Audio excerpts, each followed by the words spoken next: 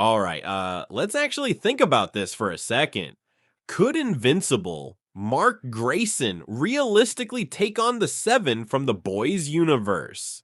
Because on paper, it sounds insane. 7 soups, different abilities, different angles, against one guy who not that long ago was getting his ass kicked in almost every serious fight he was in. But here's the thing, Mark doesn't stay that version of himself for long, and the 7, they've been coasting. So this isn't just about numbers, this is about pressure, pain, and what happens when someone refuses to stay down. Mark's entire story is basically one long, brutal lesson in getting destroyed, and remaining the embodiment of the indomitable human spirit. Go back to when Alan the alien shows up. Mark's strong, but you can tell immediately. He's guessing, his punches are wide, his timing is off. He's still trying to figure out what he even is. Then you get the machine head fight. Battle Beast doesn't just beat him, he mutilates and embarrasses him in total domination without even trying. Mark is getting thrown around, completely outclassed, barely able to keep up. That version of Mark, he's not soloing anything. But then Omni-Man happens. When Mark fights Omni-Man, it stops being a fight. It becomes survival. He's getting dragged through skyscrapers like they're nothing. Glass exploding, concrete collapsing, the entire city breaking around him, and then the train scene. Mark is held in place, forced to watch, as an entire subway car full of people is torn apart against his body at full speed. That's not just damage. That's psychological destruction, and somehow he survives it, barely breathing, barely conscious, completely broken, but alive. And that's the difference. Mark doesn't win early, he endures. And every time he endures something like that, he comes back harder to kill, more focused, more dangerous.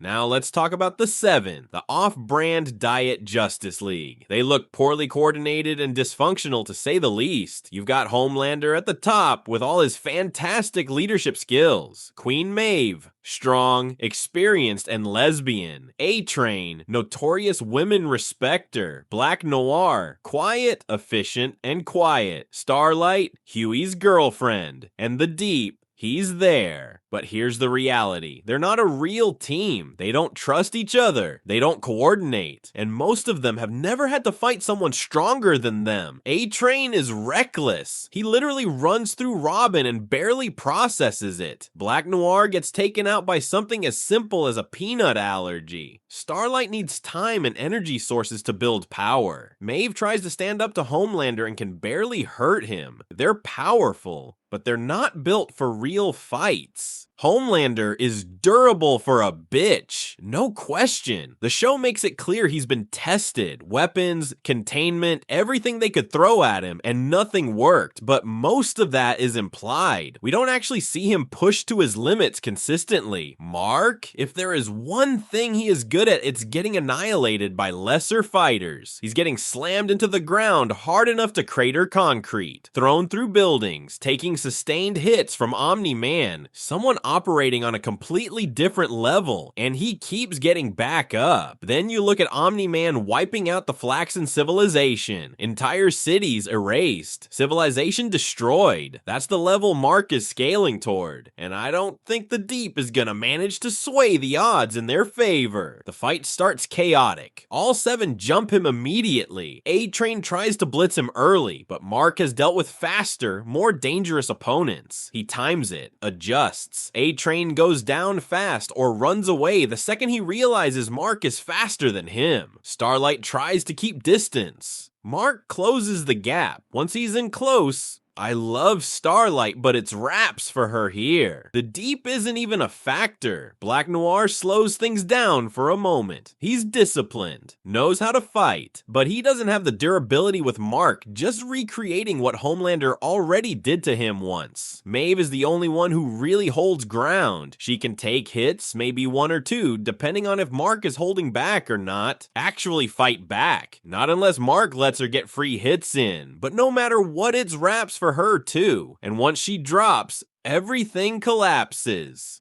Invincible Dog walks the 7 before breakfast. and then probably heads off to his next fight against some random bank robbers who somehow still managed to kick his ass and leave him within an inch of his life. And honestly, 6 of them might as well have been traffic cones. They're there, but they're not really changing the outcome. And the one person who can actually deal damage, the second he realizes this isn't a one-sided fight, that he might actually have to take real damage to win, he panics, starts slipping, starts looking for a way out, and eventually, he runs. Because at the end of the day, he's not built for that kind of pressure. He's a bully with powers. And the moment he runs into someone who doesn't break, who doesn't scare, he turns into a bitch and tries to get out of there. Meanwhile, Mark, he's been broken before. He's been pushed way past his limits and kept going anyway. So when things get real, he doesn't run from it. He ends it. And yeah, maybe that's just how I see it. Maybe I'm underestimating the 7, or maybe this was never a fair fight to begin with.